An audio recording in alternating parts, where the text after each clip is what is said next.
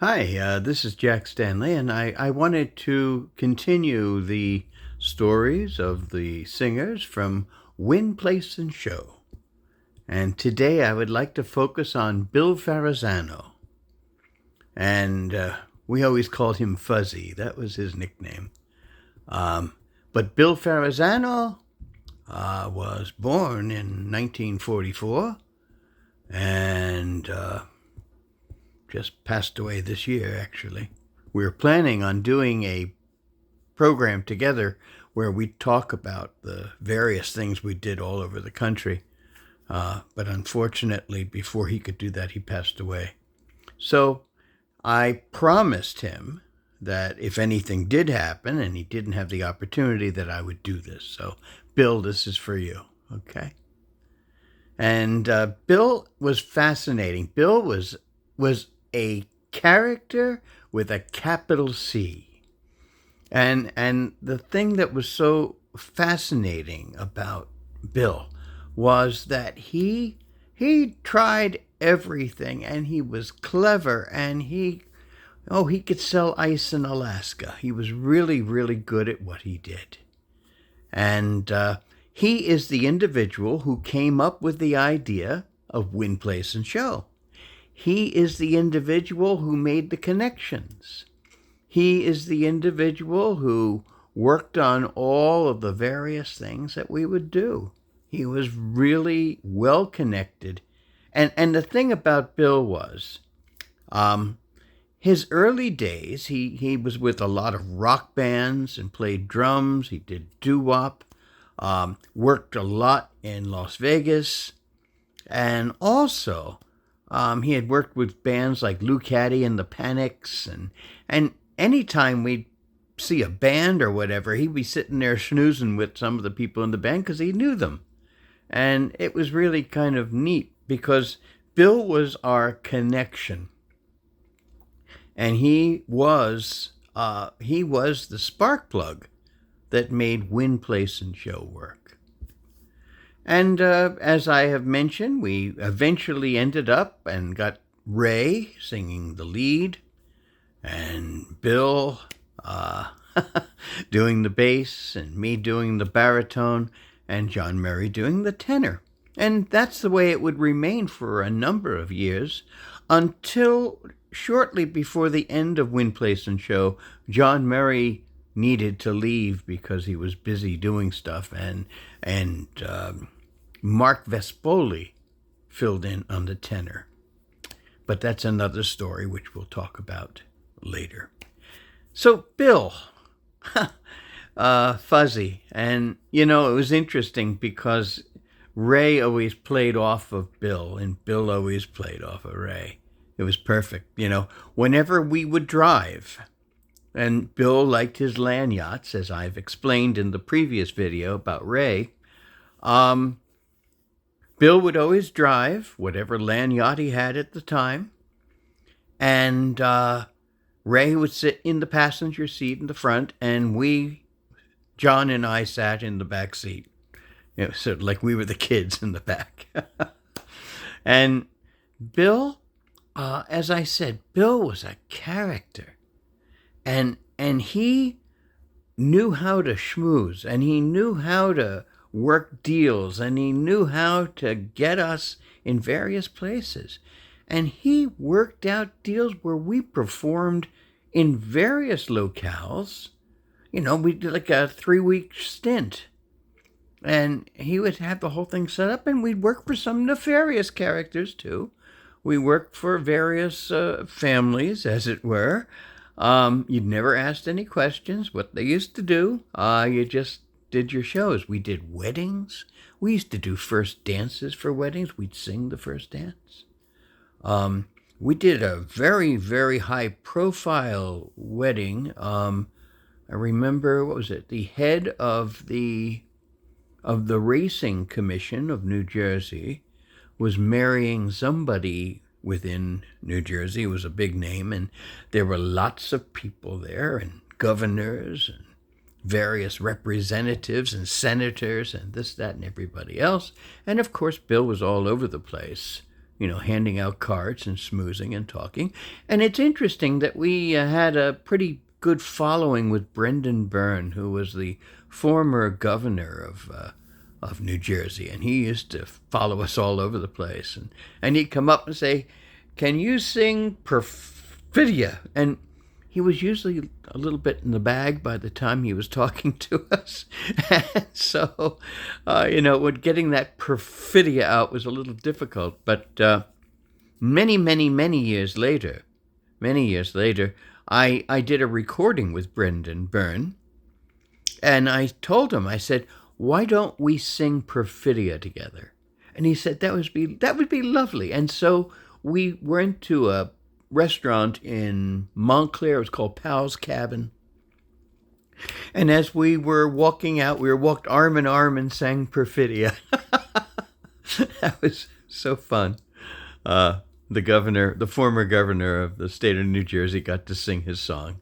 And he did a dance and song routine with the other New Jersey governor, Governor Kane. They used to do a song and dance routine together. It was kind of fun. But I'm jumping off the subject here. Now, the thing is that Bill always had a lot of jokes. Bill always could do very animated things with his face. He was extremely comedic.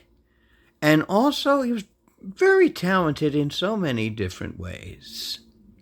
But his great talent, as I mentioned, was schmoozing.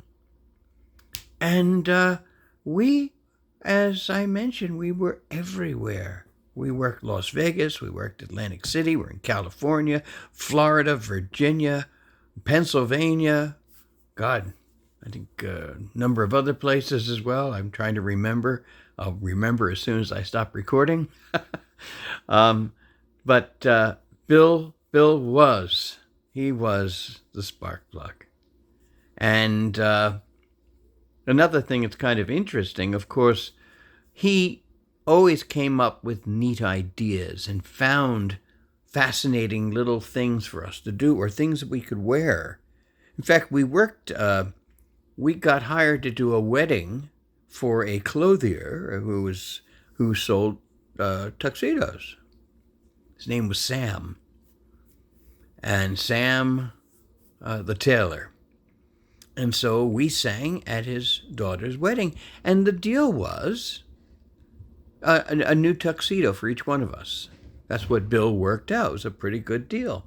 And of course, as soon as we got there, we went up to him and sang, "Sam, you made the pants too long." And, and that was fun.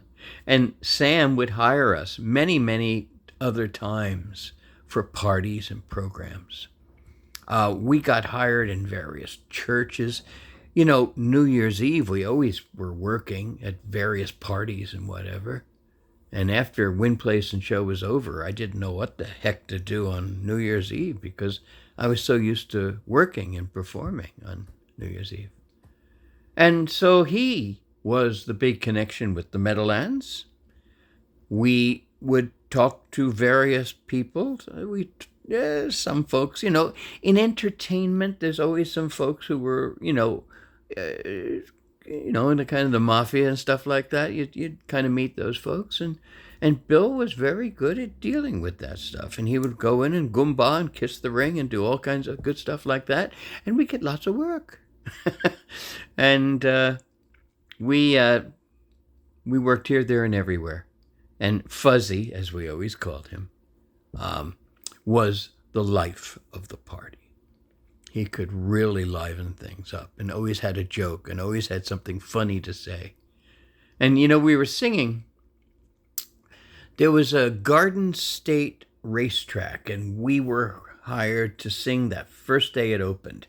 And they weren't using money. They were using play money that day. And it was so crowded. And we were doing this routine and this song where Bill holds a note and a crowd went through us and Bill's standing there holding that note and his face was turning red. And we finally got together and finished it. But, he was a dear friend, a lot of fun. We did a lot of great stuff together. And, Ray always had interesting things to say, and he was always a consummate performer. And they played off of each other. And that was fun. As time went on, we did our various gigs, working casinos and working racetracks and working parties and doing weddings and doing shows and doing God knows what. We got hired to do a little bit of everything.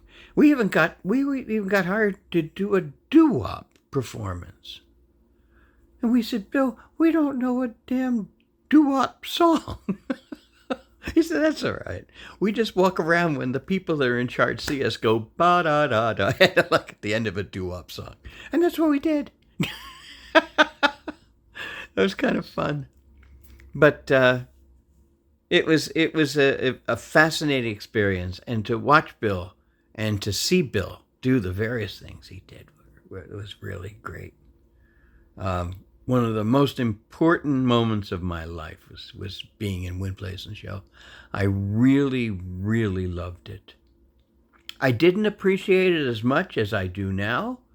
You expect it to last forever, and nothing lasts forever, And when Win Place and Show started to see the economy change, and that's one of the reasons why we kind of stopped. Around 1988, the economy took a turn, and the first thing that takes a hit is entertainment. And so we were getting booked much less. And we kind of said, maybe it's time to let it go. And we had a hell of a good run. We have been doing that since 1979, so we had like 9 years. And probably one of the most successful quartets ever.